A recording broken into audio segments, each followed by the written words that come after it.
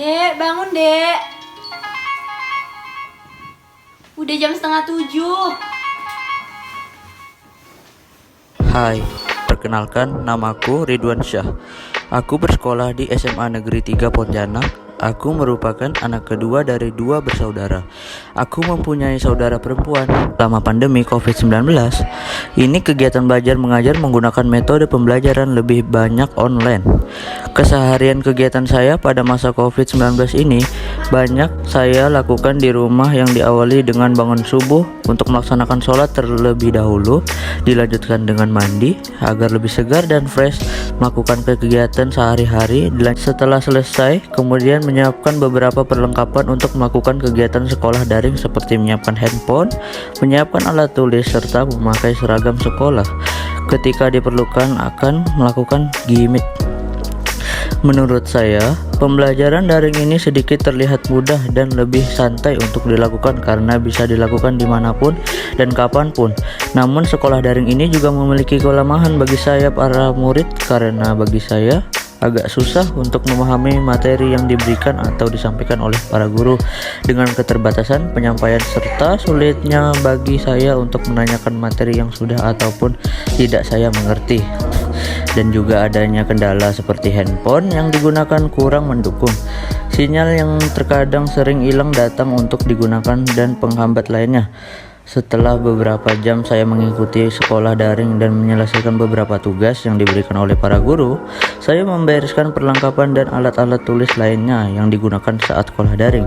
Kemudian saya melanjutkan aktivitas saya dengan membantu pekerjaan rumah. Saya melakukan aktivitas dan kegiatan yang dilakukan anak lain pada umumnya, dengan bermain game bersama teman saya hingga waktu sore tiba.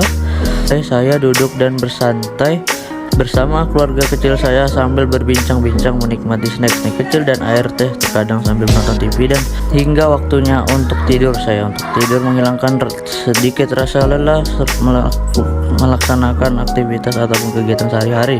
Hingga tiba hari esok, begitulah saya melakukan kegiatan berulang-ulang kali.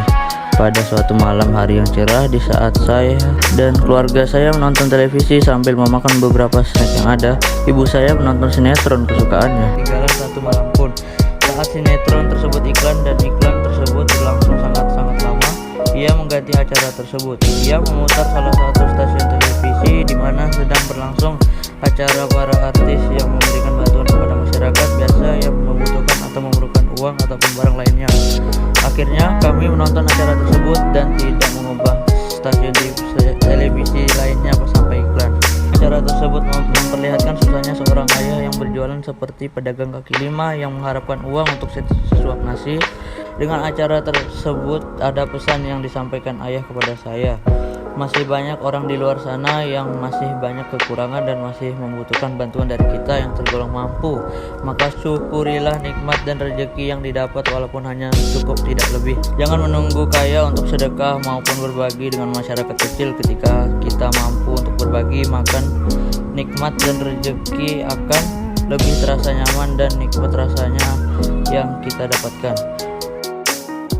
Dan dengan cerita yang sudah ditonton tersebut, saya termotivasi untuk menjadi orang sukses di masa depan nanti, yang dapat berbagi untuk masyarakat kecil yang membutuhkan.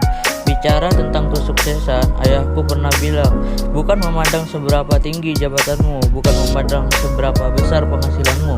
Selama itu halal dan baik, kamu tidak perlu takut untuk melangkah maju. Ayah dan ibu mengajarkan banyak hal kepadaku, mulai dari kerja keras, bertanggung jawab, sampai hidup bersyukur, dan tidak meninggalkan kewajiban kepada Sang Maha Kuasa, yaitu sholat. Seorang pengusaha, ialah Bob Sudino, seorang kuli yang menjadi miliarder. Pria kelahiran 3 Maret 1933 ini merupakan anak bungsu dari 5 bersaudara. Bob Sudino berasal dari keluarga yang terbilang berkecukupan. Namun di saat usianya menginjak 19 tahun, kedua orang tua Bob meninggal dunia. Bob pun ditinggalkan warisan oleh kedua orang tuanya itu. Ia menggunakan sebagian warisannya tersebut untuk berkeliling dunia. Namun di suatu saat, Bob mendapat permasalahan besar. Mobil yang ia sewakan mengalami kerusakan yang cukup parah karena kecelakaan. Bob merasa frustasi karena tidak mampu memperbaiki mobilnya. Akhirnya dia memutuskan bekerja kembali menjadi kuli batu untuk memenuhi kebutuhan sehari-hari. Bob hanya dibayar 100 rupiah untuk pekerjaan itu. Temannya tersebut memberi masukan untuk Bob agar memelihara ayam sebagai hiburan, sekaligus untuk menyembuhkan depresinya. Dan hingga pada akhirnya Bob memulai usaha dari nol. Ia dan istri membuka peternakan ayam. Mereka pun hidup sejahtera dengan perjualan ayam dan Lihatlah kisah orang ini. Mana kak, siapa? Dia adalah seorang pengusaha sukses yang berasal dari keluarga yang berkecukupan.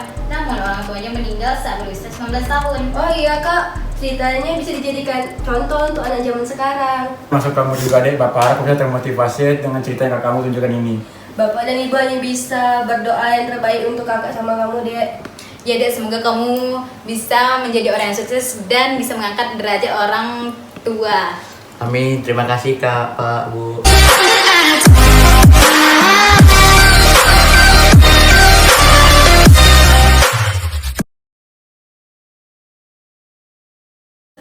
Center banget. Sini. Tuh, 2, 3 keluar. Tuh, lihat. Dah.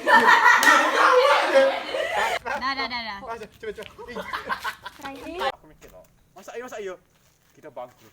Ini ada pilihan terakhir kita. Kita bangkrut.